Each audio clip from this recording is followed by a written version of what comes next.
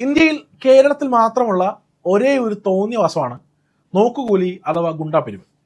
പിണറായിയും അദ്ദേഹത്തിന്റെ പാർട്ടി ഗുണ്ടകളും ചേർന്ന് പതിറ്റാണ്ടുകളായി നടത്തിവരുന്ന തേറുവാഴ്ചയാണ് നോക്കുകൂലി അഥവാ ചുമട്ട് തൊഴിലാളി പിടിച്ചുപറി.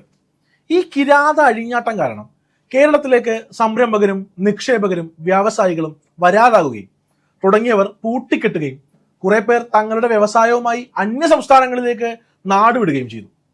കേരളം വ്യവസായങ്ങളുടെയും സംരംഭങ്ങളുടെയും ശവപ്പറമ്പായതോടുകൂടി ഈ ഗുണ്ടകൾ സാധാരണക്കാരായ ജനങ്ങളെ പിടിച്ചുപറിക്കാൻ തുടങ്ങി.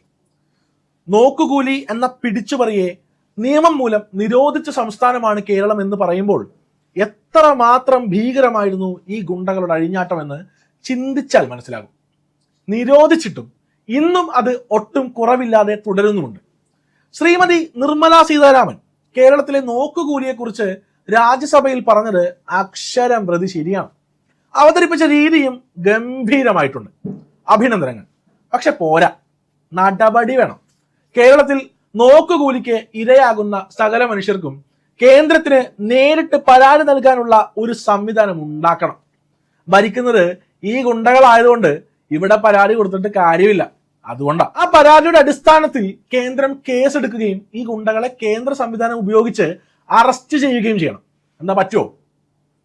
കേരളത്തിൽ നോക്കുകൂലി എന്ന അനീതി നടക്കുന്നുണ്ട് എന്ന് കേന്ദ്രത്തിന് ബോധ്യമായ സ്ഥിതിക്ക് അത് വെറുതെ സഭയിൽ പറഞ്ഞിട്ട് പോയിട്ട് കാര്യമില്ല. ശക്തമായ നടപടി കേന്ദ്രം സ്വീകരിക്കണ്ടേ?